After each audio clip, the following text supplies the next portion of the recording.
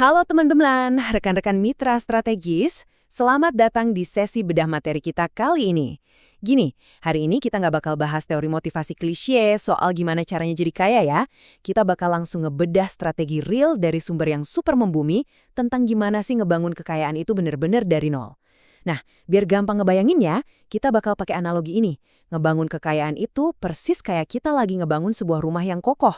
Mulai dari sebidang tanah kosong sampai jadi aset yang nilainya luar biasa. Seru kan? Oke, let's dive into this. Kita punya 5 fase cetak biru yang bakal kita lewatin bareng.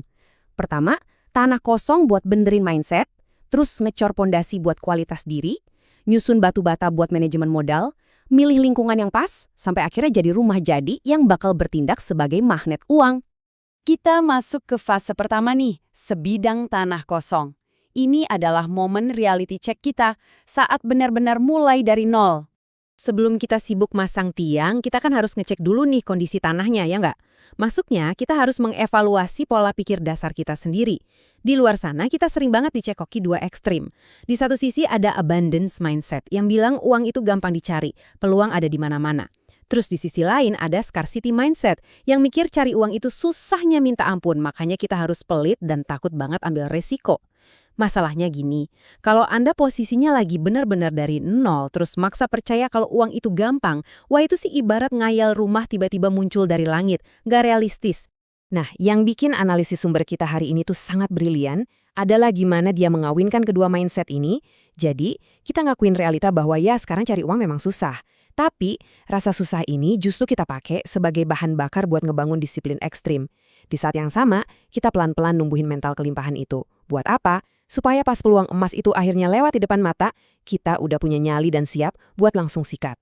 Lanjut ke fase 2, mengecor pondasi. Kita bakal bahas gimana manfaatin masa-masa kuliah buat ngebangun kualitas diri yang solid. Buat teman-teman yang sekarang masih kuliah atau baru banget merintis karir, dengerin ini baik-baik. Ini tuh momen paling krusial buat ngaduk beton masa depan Anda. Kenapa? Karena sejatinya, uang itu ya nggak ada. Maksud saya, sebelum jadi lembaran uang di dompet, semuanya itu cuma berupa peluang. Dan Anda nggak bakal bisa nangkep peluang itu kalau pondasi diri Anda masih rapuh. Pondasi ini isinya apa aja sih? Ya kesiapan mental, skill ngatur budget finansial, sampai kedewasaan etika. Percaya deh, orang yang paling banyak dapat uang itu adalah mereka yang kapasitas dirinya emang paling siap pas diajak bisnis. Terus, gimana cara real ngebangun pondasi itu? Coba deh lihat contoh bisnis sampingan anak kuliahan dari sumber kita ini. Mulai dari jualan kue lapis, casing HP, sampai jualan baju. Poin utamanya di sini tuh bukan soal seberapa besar profitnya. Mendedikasikan waktu buat proyek-proyek kecil kayak gini melatih strategi time management Anda yang super krusial. Gimana caranya Anda nyimbangin tugas kuliah yang numpuk dengan jadwal operasional bisnis? Anda jadi belajar nentuin prioritas, ngatur jadwal harian, dan ngebentuk insting memecahkan masalah. Nah, kualitas diri inilah yang nantinya bakal kuat nopang investasi puluhan atau bahkan ratusan juta Anda di masa depan. Coba resapin quote yang satu ini. Bagian tersulit bukanlah mencari uang, bagian tersulit adalah membangun pondasi kualitas diri Anda sendiri. Kalimat ini benar-benar nampar mitos soal sukses instan. Intinya, kapasitas Anda itu harus jauh mendahului modal Anda. Jadi, kalau sekarang finansial masih berdarah-darah, fokus aja dulu benerin apa yang masih kurang dari value diri Anda. Masuk ke fase 3, batu bata dan semen. Waktunya ngebahas akumulasi modal dan manajemen risiko. Kalau pondasinya udah mulai mengeras, kita butuh batu bata dong buat naikin dindingnya. Sebagai rekan strategis, mari kita bedah checklist ini bareng-bareng. Pertama, terima dulu kenyataan kalau Anda emang mulai tanpa modal. Kedua, mulai praktekkan gaya hidup dan penghematan yang super disiplin. Ketiga, dan ini harga mati ya, pisahin 100% uang investasi Anda dari uang biaya hidup sehari-hari. Nggak boleh kecampur. Dan keempat, silakan ambil resiko yang udah diperhitungkan, tapi ingat, hanya pakai dana investasi yang udah dipisahin tadi. Ini tuh bener-bener panduan survival wajib buat pemula. Dan visual ini dengan brilian ngejelasin cara ngelola risikonya. Lihat proporsi anggarannya? Anda harus ngelatih otak Anda buat mikir kalau uang di portofolio investasi atau modal bisnis itu adalah uang yang udah nggak ada. Anggap aja uangnya hilang. Jangan pernah ngorbanin mesin uang jangka panjang ini cuma gara-gara pengen naikin gaya hidup hari ini. Kalau sistem ini udah jalan, Anda bakal punya ruang aman buat ngelatih keberanian ngambil risiko terukur, tanpa harus keringat dingin takut nggak bisa makan besok pagi. Sekarang kita beralih ke fase 4, Lingkungan, seberapa besar sih kekuatan circle pergaulan Anda? Bayangin Anda punya rumah semewah apapun, tapi kalau dibangunnya di lingkungan yang kumuh dan stagnan, pasti harganya ikutan nyongsep kan? Coba perhatiin tabel perbandingan ini. Kalau kita nongkrong di circle yang stagnan, ego kita biasanya melangit karena merasa paling pinter. Nah, pertanyaannya, gimana cara kita pindah ke growth circle? Mulai deh proaktif ikut seminar industri, gabung himpunan pengusaha di kampus, atau cari peluang magang di tempat mentor-mentor hebat. Di sana Anda bakal merasa super kecil, literally kayak semut di kerumunan raksasa. Tapi justru itu poinnya, ngeruntuhin ego ini adalah cara tercepat buat ngebuka wawasan, kenalan sama orang berpengaruh, dan akhirnya menarik kolaborasi-kolaborasi besar.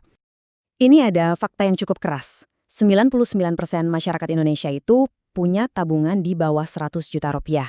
Apa artinya buat kita? Artinya, kalau kita mulai dari nol, sekedar berhemat atau investasi pasif aja, tuh nggak bakal cukup buat ngerubah hidup secara drastis. Game changer aslinya ada di gimana kita ningkatin earning power atau daya hasil kita. Dan itu sangat-sangat difasilitasi oleh relasi bernilai tinggi dan komunitas yang tepat. Akhirnya kita sampai di fase 5, rumah jadi. Waktunya Anda berubah menjadi magnet uang. Di tahap inilah pondasi, modal, dan relasi Anda ngeblend jadi satu dengan sempurna. Ini loh elemen-elemen yang bikin seseorang benar-benar jadi magnet uang sejati, kapasitas otak dan skill yang terus di-upgrade, kedewasaan emosi, etika bisnis yang mantap, arus kas yang sangat disiplin, sampai network yang luar biasa luas. Pas Anda udah mengantongi semua komponen ini, Anda nggak perlu lagi lari-lari ngejar peluang. Orang-orang yang bakal secara alami nyamperin Anda. Mereka pengen investasi atau ngajak kolaborasi, karena mereka melihat kualitas diri Anda adalah garansi dari kesuksesan itu sendiri. Nah, setelah ngelihat full proses konstruksinya tadi, mari kita flashback sedikit ke perdebatan di awal materi kita. Jadi, sebenarnya mencari uang itu gampang nggak sih? Poin krusialnya tuh ada di sini. Cari uang itu baru bakal kerasa mudah setelah, garis bawahi ya, setelah semua pekerjaan kasar berdarah-darah dan gak glamor dalam ngebangun pondasi diri Anda itu selesai dilakukan. Di fase awal, effort yang Anda keluarin bakal kerasa gede banget dan hasilnya sedikit. Tapi begitu rumahnya udah berdiri tegak, dengan sedikit usaha aja hasilnya bisa eksponensial. Bener-bener gak ada jalan pintas. Anda harus berani kotor dan ngelewatin fase berkeringatnya dulu di awal. Magnet uang itu sebenarnya hanyalah diri Anda sendiri yang terus-menerus meningkatkan kualitasnya. Saya mau menutup bedah materi kita dengan pemikiran provokatif ini. Buat teman-teman yang mungkin sekarang masih mahasiswa atau baru meniti karir, please stop nyari trik instan. Pertanyaan besarnya sekarang, batu bata mana nih yang mau Anda susun hari ini untuk mulai ngebangun rumah kekayaan Anda sendiri? Terima kasih sudah bergabung di sesi kita kali ini dan sampai jumpa di pembahasan luar biasa selanjutnya.